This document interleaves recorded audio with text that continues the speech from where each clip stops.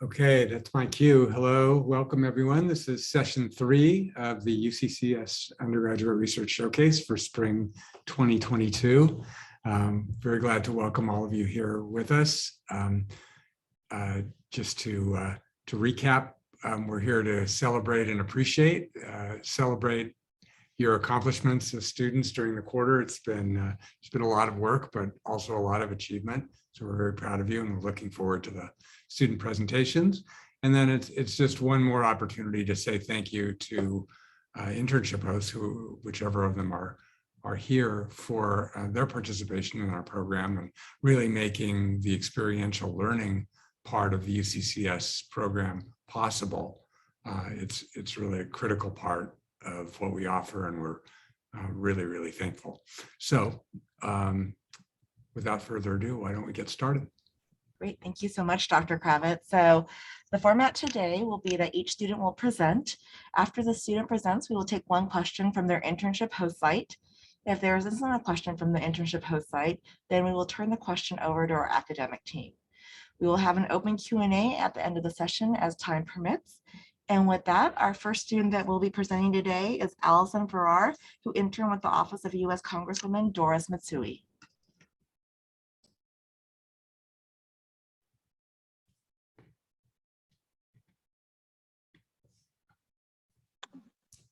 Can everybody see my screen? Yep, looks great. Is it in presenter mode? Because my computer Oh, is it's not, there we go. not living. Yeah, it looks great. Now it's in presenter mode. Okay, Yep. perfect. All right, good afternoon, everybody. As Cindy said, my name is Allison Ferrara, and my home campus is UC Davis. Waiting for the pandemic to end was not an option for Lydia.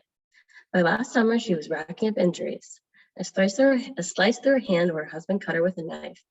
A painful wound over the knee over which he'd broken a glass vase. My research focuses on how COVID-19 impacted domestic violence. I hypothesized that as COVID-19 cases increased per county, so did domestic violence-related calls for assistance, as victims were spending more time in close contact with their abusers. To analyze this, to research, I analyzed the 58 counties for both COVID-19 and domestic violence-related calls for assistance, and I mapped each of these in a color-coded map for 2020. Secondly, I made a scatter plot showing the relationship between the two variables. My data comes from the California Department of Justice and California Department of Public Health. My findings suggest a non-statistically significant relationship between COVID-19 and domestic violence-related calls for assistance, with an R value measuring at 0.0387. However, as mentioned in my infographic from the National Coalition Against Domestic Violence, this is likely due to underreporting because seeking help is harder, especially during the pandemic, as abusers were having close contact with their victims, and victims were not able to get privacy from their abuser to call these hotlines for assistance. My policy suggestions are to do more research on the effects of COVID-19 and domestic violence, as we are still living through a pandemic and do not know the full effects yet. Finally, investments and laws should be made to support victims, and more research should specifically be done on improving discrete reporting methods, as this would encourage more victims to speak up and receive the help, justice, and treatment for both mental and physical impacts of the trauma of which they have experienced. Thank you so much. Great, thank you so much, Allison, for that fantastic presentation. And then turning it over to the internship host side if there's a question. And then if not, over to our academic team. Yes, Professor Quila. Hi, Allison. Thank you for your presentation. I was wondering, thinking about especially like things like the lockdowns and stuff like that, was there, what can be done specifically, do you think, to help potential victims of these types of things during those situations? Is there anything that be done like during those time periods where it's really hard to kind of get at that? What are your thoughts around that?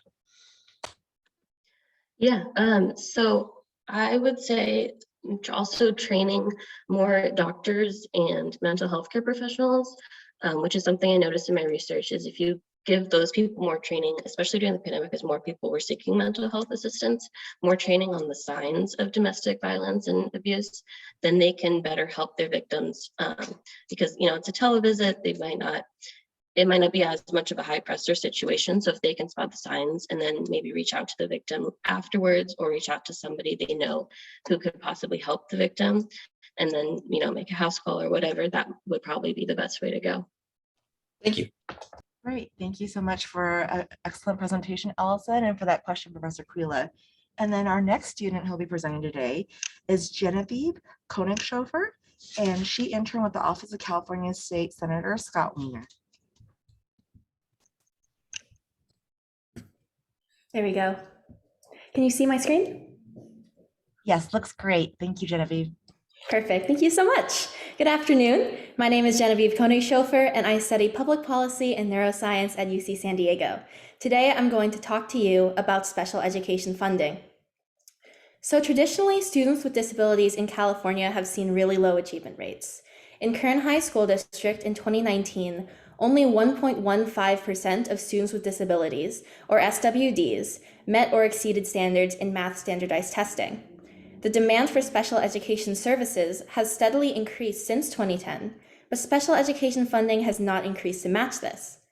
This is because California funds special education based on the total student population count, or census, but other states like Florida use a weighted model based on the count of SWDs. So I hypothesized that states with a weighted special education funding model will demonstrate higher SWD achievement than those with the census-based model. To determine this, I selected 3 California districts and matched each to a Florida district with similar demographic makeup. I matched them based on total student population and SWD population, as well as the percentage of students who are socioeconomically disadvantaged or English language learners. Then I constructed an index of educational outcomes to evaluate districts based on SWD standardized test scores, graduation rates, and percent of students on an accelerated college or career preparatory track. In every pair, Florida drastically outperformed its California counterparts. However, both states saw low achievement in test scores, and especially in college and career prep, though California districts consistently scored lower on these indicators. While variations between state achievement standards and program features do limit the study's validity, it does suggest a link between funding model and SWD achievement and highlights the need for both California and Florida to improve accessibility to college and career preparatory coursework and options for students with disabilities. Thank you very much. Great. Thank you so much, Genevieve, for that excellent presentation. And then over to the internship host side if there's a question. All right, and then if not, over to our academic team. Yes, Sharif. Hi, Genevieve. This is a really interesting project. I was wondering if you could talk more about the difference between the weighted model and the census-based model, what the differences between those two are. Yeah, I would love to. Thank you for this question. So the way that the census-based model works, at least in California, it does vary state by state, but in California, school districts are divided into SELPAs, which are special education local planning areas. Usually it can be one district or it can be a group of smaller school districts. And then based on the total number of students with and without disabilities that attend that SELPA will get that amount of funding from the state. How it works in Florida is a little bit different. So they use a weighted funding model, and that means at its core, it is based on the number of students with disabilities in a district, not the number of students total in a district. And each state does it differently, but the way Florida does it is it breaks the disability categories into 5 different levels. And then the 2 high need levels receive a different amount of funding than the 3 lower need levels, which are covered by a base grant. Great, thank you so much, Genevieve, for the excellent presentation, and thank you, Sharif, for the question. And so our next student that will be presenting today is Bennett Simpson, who is interning with the Office of the California State Assembly member, Kevin Kiley's office.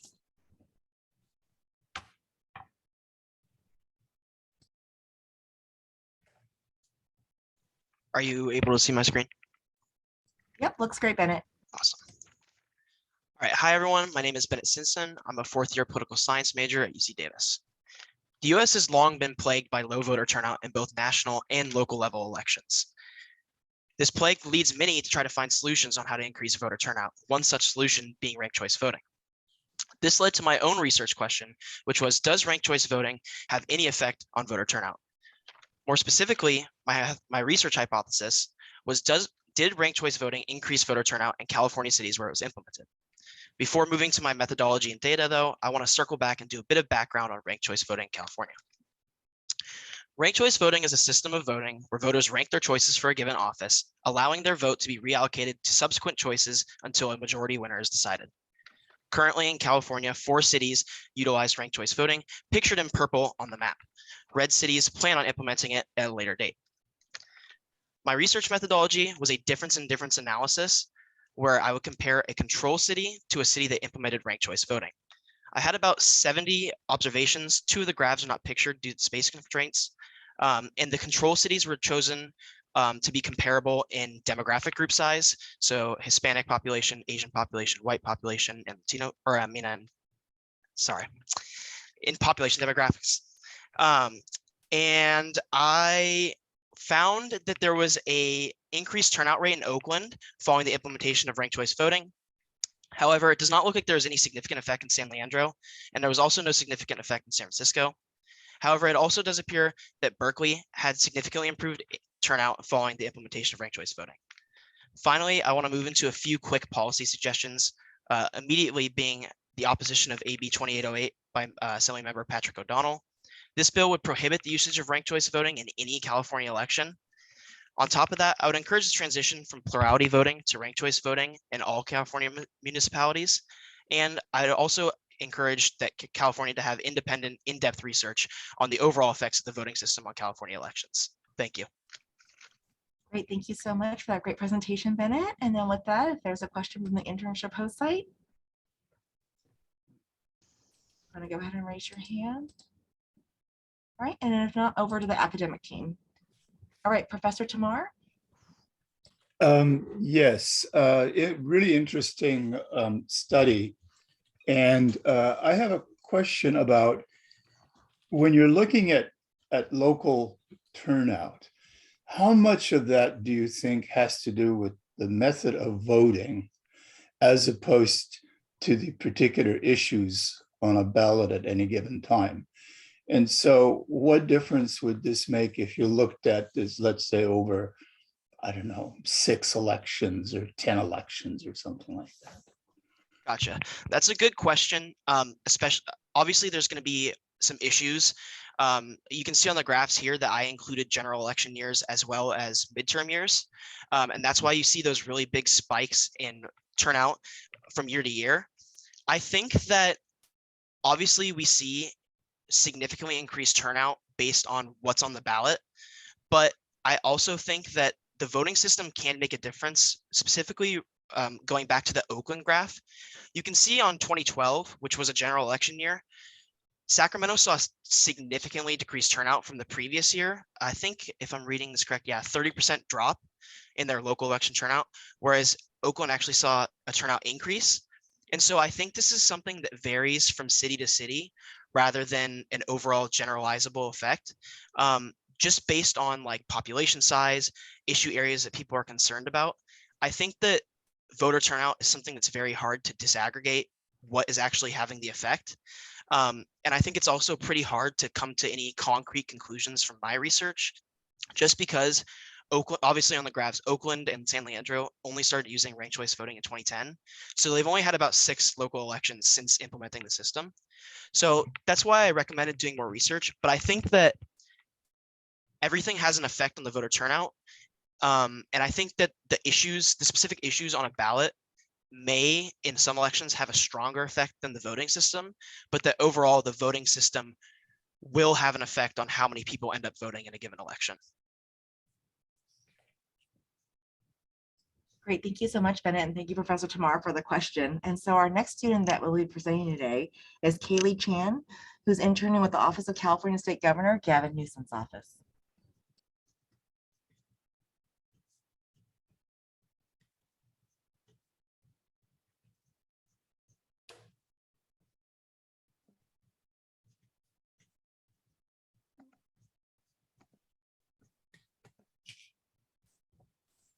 Can you see my screen?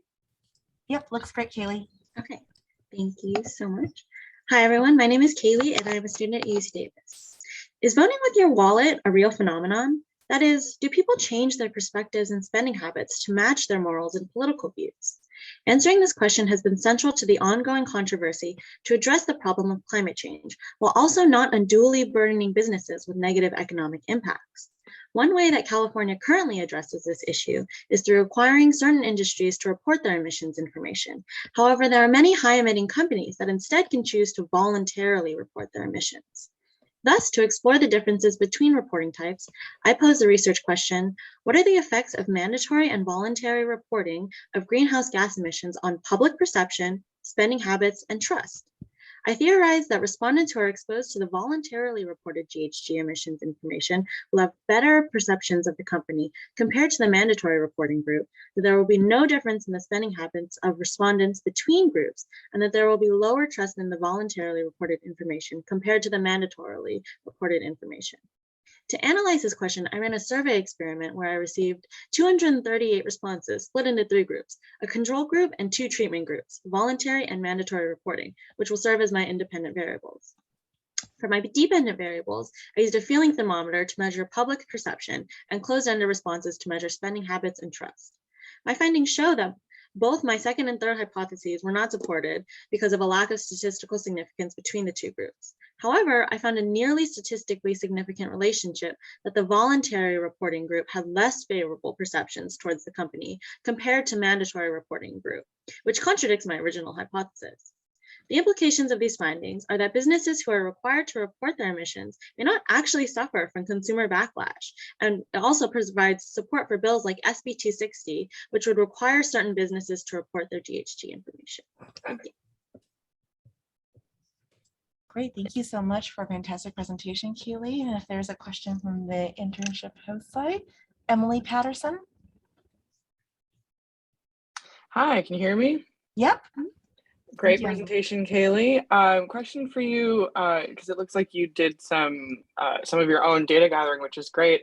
Did you find that people in general were unaware of these reports? Like, did people, like the general public, have an idea that like a company was working to be green, and that was like, how much does the public know about these reporting standards? Yeah, so part of the research was that I gave a little blurb about this is what voluntary reporting is and this is what mandatory reporting is, so that they kind of had that background information of, you know, these are the 2 different types of reporting before they received the treatment. So I didn't collect any data about, you know, what their prior knowledge was about, you know, what the company was doing. For example, in my survey, I used Amazon because I know that's a very well-known company. It's a large company, and we know that they most likely have some sort of emissions. So while I did not collect any data on that specific area, I did provide information about the 2 different types of reporting, and as well as information about the greenhouse gas emissions that Amazon does actually already voluntarily report. Awesome, thank you. Great, thank you so much, Kelly, for a great presentation. Thank you so much, Emily, for that question. Appreciate it. And our next student that will be presenting today is Alexandra Moncada, who interned with the Office of California State Governor Gavin Newsom's office.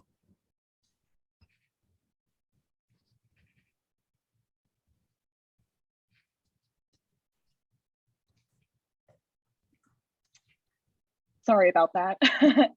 Can you see my slide? Yep, looks great. Awesome, thank you. Good afternoon, my name is Alexandra Moncada and I'm a 3rd-year student at UC Davis. In California, about 1 in 10 students, more than 500,000, live in rural areas.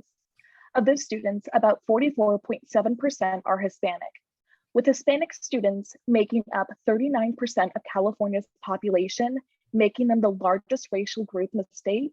Why do only 14% of them graduate with a bachelor's degree? Thus, my research question was, to what extent does a county's urban-rural classification affect Hispanic high school graduates' enrollment in 4-year institutions like UCs and CSUs in California? I hypothesized that the more rural the county, the less likely Hispanic students will enroll in 4-year institutions. To analyze this question, my research design was a small N study where I observed 11 Hispanic majority counties across the year 2017 to 2018. I then measured the county's urban-rural status using the California State Association of County Caucus.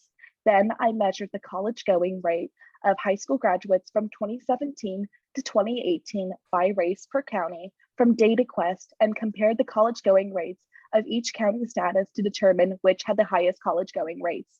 I found that Hispanic rural students enrolled in UCs and CSUs at the same rate as urban and suburban students, and at least in Hispanic majority counties, the county's urban-rural classification was not related to their college enrollment.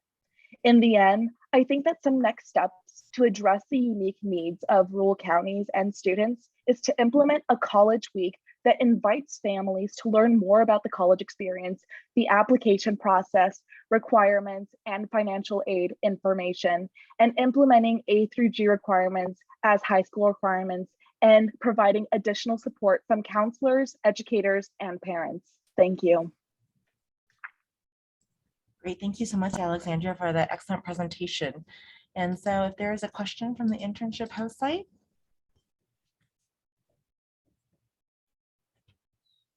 All right, and if not, over to the academic team. Professor Tamar, did you have a question or? There you go.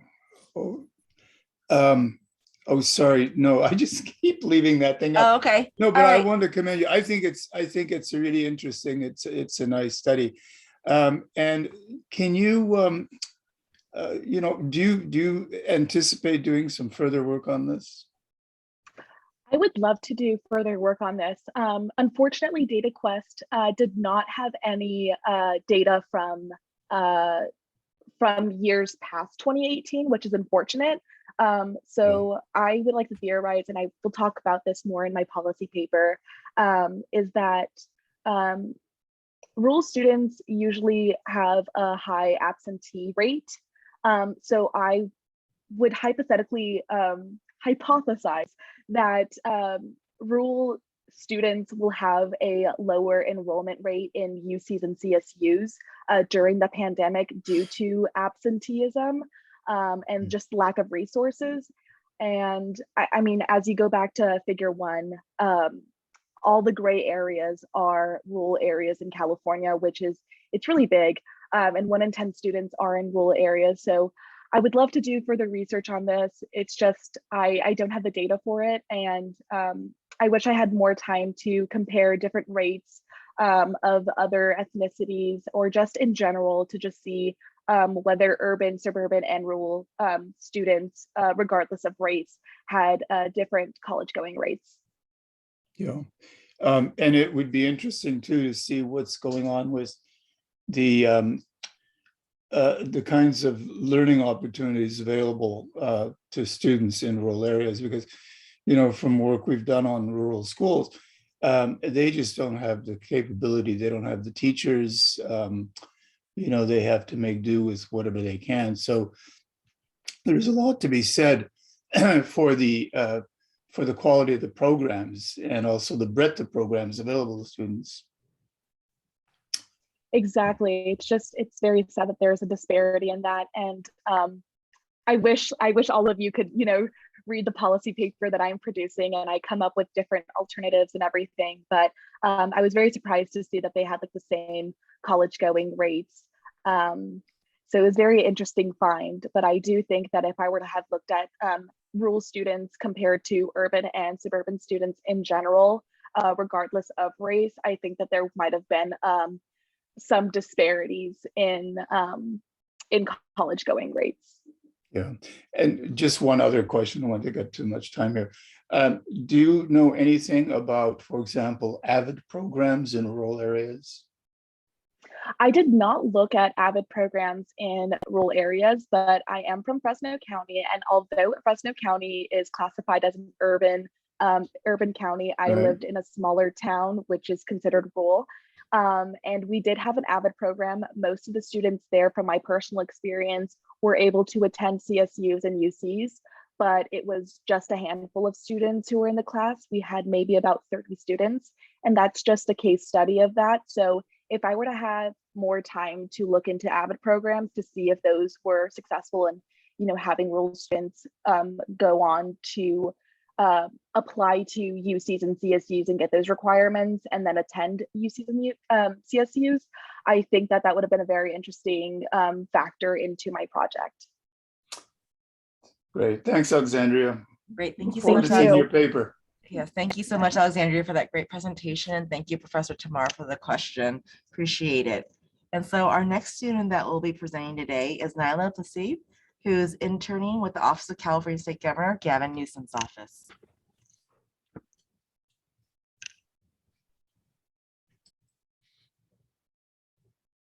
Can you see that? Yes, great. Looks great, Nyla. Thank you. Okay, great. Thank you so much. Okay, so hi everyone. My name is Nyla Prather, and I'm a political science public service major at UC Davis.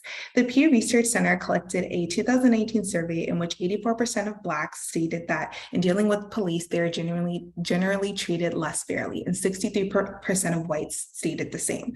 Police violence is not uncommon in California, and the risk of Black civilians being killed by the hand of police is considerably higher. I believe my findings will point to the ways in which police hiring is consistent with the killings of African Americans due to the deeply rooted history influenced by the values of wider society.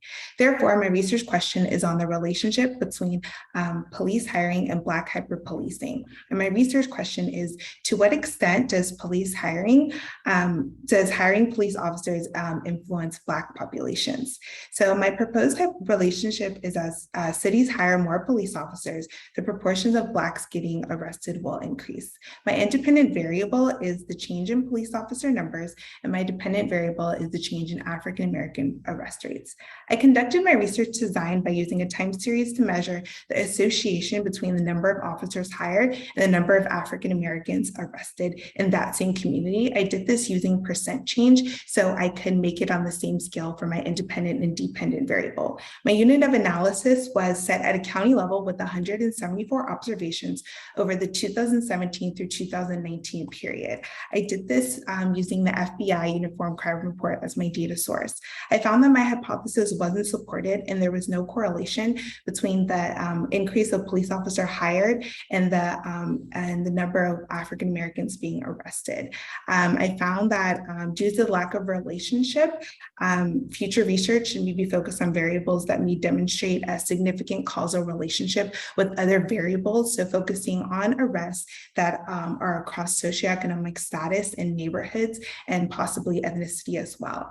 I also believe that these additional variables can lead to the original intent of police hiring African American arrests to prove the premise more accurately. Thank you. Great, thank you, Nyla, for a great presentation today. And if there's a question from the internship host site. All right, and if not, over to our academic team. All right, Professor Betters. And excellent presentation here. I have many questions for all the panelists, but one that for you right now, what's going on in figure 4 right there with those outliers? I know we've talked about this a couple of times before, so especially the one near the top on the y-axis there, but also those two on the far right. What is going on there? What happens if you don't include them in your analysis? Any thoughts? Yeah, thank you so much for that question. Yes, I'm kind of just going over those outliers. So I want to first address that places with these outliers are locations that have a low initial value for either arrest or officers, whether it's a positive or negative change in arrest or officers. So these might include counties like Siskiyou, I don't want to say that wrong, County, Sierra County, Trinity, Colusa, Mono, Glenn, or Lake County, which all happen to be rural counties, unsurprisingly. So this occurs because of the percent change formula. It rewards small initial values and any change to it. So when you think about percent change, if you were to say a percent change between 2 and 3 compared to 999 and 1,000, right? They both move 1 unit, but the percent change is the percent change in the former is 50% and the percent change in ladder is going to be 0.01%. So if you take out these outliers, I assume the relationship would become significantly negative, and you will see that the more officers hired actually will lead to less African Americans arrested, which does not, support my hypothesis. So that's what I'd be able to find based upon if I took out those outliers. Excellent. Thank you so much. Thank you. Great. Thank you, Nyla, for a great presentation, and thank you, Professor Butters, for the question. Appreciate it. All right, our next student that will be presenting today is Sadia Shah, who is an intern with the Office of California State Governor Gavin Newsom's office.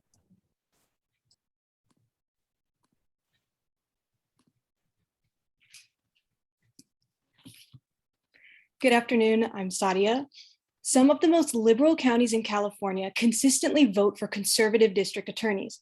Sacramento just re-elected a Republican DA in 2018 by more than a 20% margin. And this is not a fluke. This same split ticket result has occurred in many other California counties. This is extremely unusual as voter behavior is typically predicted using ideological alignment. So what is happening here?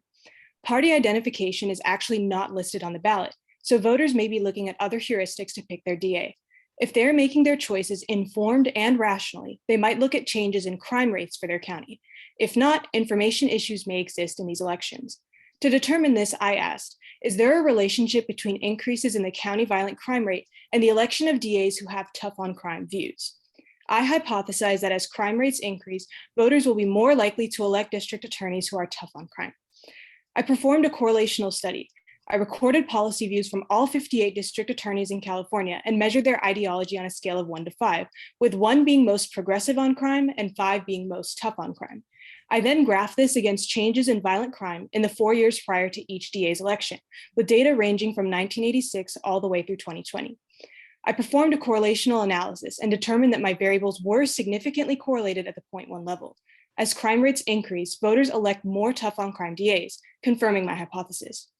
This is concerning because, as you can see on my California heat map, DAs and the electorate have significant ideological differences. When crime increases, voters might support DAs being tough on crime in theory, but they strongly disagree with each other in terms of concrete policy. Consequently, we must invest in local election reform. In current voter guides, DAs' candidate statements are far too vague, and voters have a hard time determining their policy preferences. We should require a proposition and policy support list alongside endorsements, so voters have a better idea as to DA's ideological leanings and concrete views. Thank you. Great, thank you so much for the excellent presentation, Sadia. And if there is a question from the internship host site, Emily Patterson. All right. Hi, Sadia. Great presentation. Question for you.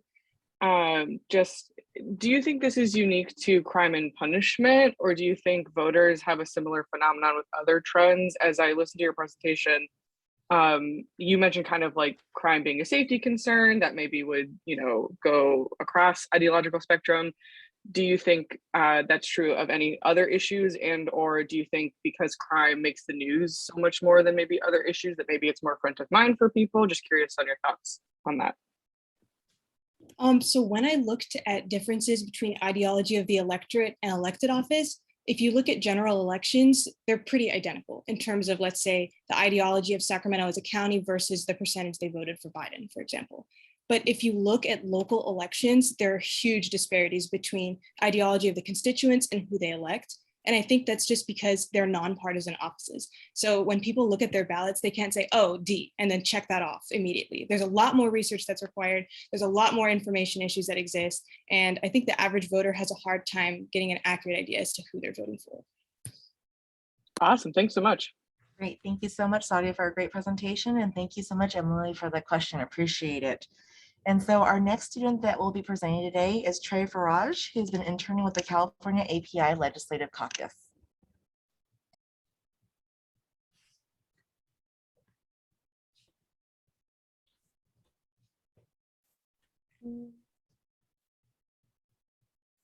Can everyone hear me? Yes. Okay. And everyone can see the poster? Yep, looks great. Alrighty. Hello, everyone. My name is Trey Farage. I'm from UC Irvine, and my project is on partisanship effects on refugee health policy and programs. The political ideologies of Democrats and Republicans have played a profound role in states' health policy. especially refugee health policies. California and Texas experienced a high incoming population of refugees in 2016 and 2017, which brings me to my research question. How much does partisanship affect refugee health policy in a state? Comparing refugee health policy and programs, there's a correlation between the percent of refugees per state and state partisanship control that affects policies that are in place. I hypothesize that a high concentration of refugees in a Democratic state would have more refugees, while a Republican state would have less or strict refugee health policy and programs. My methodology is comparing the state of California and Texas refugee admissions by year from 2015 to 2021. Then I examined the control of the legislator of both states also by year. Finally, I examined the existing refugee health policies and programs for each state and when each state, which each state's legislation was passed. Yet, the data showed a very important finding. Democrats in both California and Texas are gaining more and more seats compared to Republicans who are losing their seats. Yet the existing laws and programs do not exactly reflect this. California has an abundance of refugee health legislation passed and with health programs, while Texas has ceased its refugee health program since 2017 and significantly reduced their intake of refugees. The goal of this study was to bring attention to the consequences of political parties on refugee health policy. Partisanship plays a powerful role in refugee health policy outcomes, and Texas is a model of what shouldn't be done with refugee health policy, which is why California should take it one step further and implement policies that tailor refugee health care to specific needs of refugees. And that concludes my presentation. Great, thank you so much, Trey, for an excellent presentation today. And so if there is a question from the internship host site. All right, and then over to the academic team.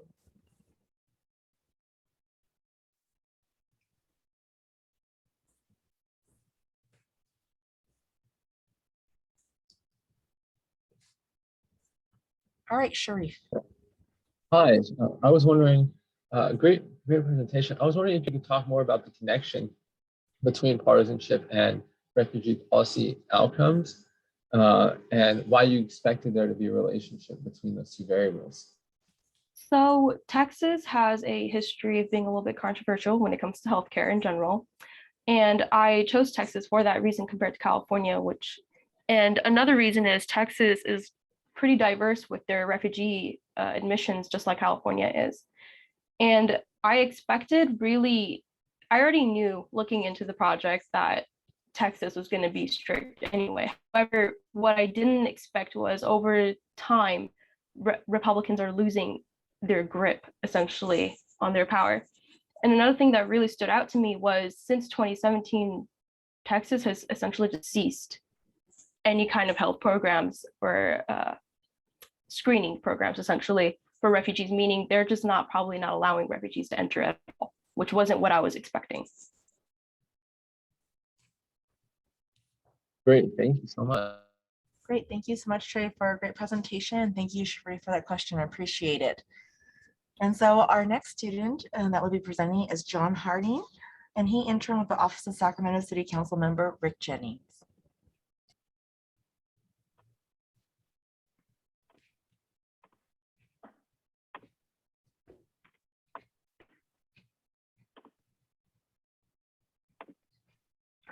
All right, is everyone able to hear me and see my screen? Yes, looks great. All right. So, my name is John Harding. I am a political science major at UC Davis. And I took a look at homelessness in California. So 40% of people in the United States are actually one paycheck away from financial ruin. As housing costs skyrocket, with the average US rent reaching record highs, a massive proportion of us are at extremely high rates of being pushed into homelessness. Because of this reality, I took a look at the programs that were made available to unhoused people in the 10 largest cities in California. I hypothesized that cities that provided more services would see a smaller increase in the number of people experiencing homelessness in that city. I gave cities a score of 1 through 9 based on a list of commonly provided homelessness services ranging from basic necessities to and temporary shelter to free, low barrier, permanent housing, as well as the percent change in cities' point in time data from 2017 to 2019. I did not find a correlation between these two data sets. Because of this, cities might not be able to unilaterally address the struggles of unhoused people. The best approach to ending homelessness may be a holistic one that involves local, state, and federal resources. The federal government specifically has access to much greater funds than local governments, and through programs such as Fair House Choosing, which is previously known as Section 8 housing, it has the ability to cooperate with local governments to effectively create affordable and free housing for unhoused people. In fact, there's currently a bill, AB 2817, in the California legislature that will allocate a portion amounting to $1 billion to California's Section 8 funding to both help fund unhoused people's search for permanent housing and subsidize new housing developments in order to build and maintain low cost to very low cost housing units. I would strongly encourage that the Assembly members currently pass this bill. Thank you. All right, thank you so much, Sean, for a great presentation today. And if there's a question from the internship host site. All right, and if not, over to our academic team. All right, Professor Quila. Hi, John. Thanks for the presentation. I was kind of thinking, kind of your opinion or, the research that you've done, what of the services kind of provided are kind of most beneficial for homeless individuals? I wasn't able to look specifically for data for that, but I would say, creating permanent shelter is certainly the best way to stop people from being unhoused. And some cities like Oakland and LA have kind of invested in what they call tiny homes, or essentially sheds that are hooked up to basic utilities, and they just provide these services. There's also something, I didn't include this in my research because I looked at it pre-pandemic, but during the pandemic and after, cities have invested resources into buying abandoned motels and hotels through Project Room Key. And they've turned it now, they're considering it, turning into Project Home Key, which will convert those abandoned motel rooms. They'll convert them permanently into housing for unhoused people. Thank you. Okay, thank you so much, John, for a great presentation. Thank you, Professor Quila, for that question. And so with that, we're going to actually move over into the open Q&A part of our session. But first, we want to go ahead and congratulate all of our students on an amazing job. And also thank you so much to all of our internship host site offices who are here with us today and who hosted our students. We would not be able to have this internship program at UCCS without you. So thank you very much. And with that, I'm going to go ahead and have Brooke stop the recording.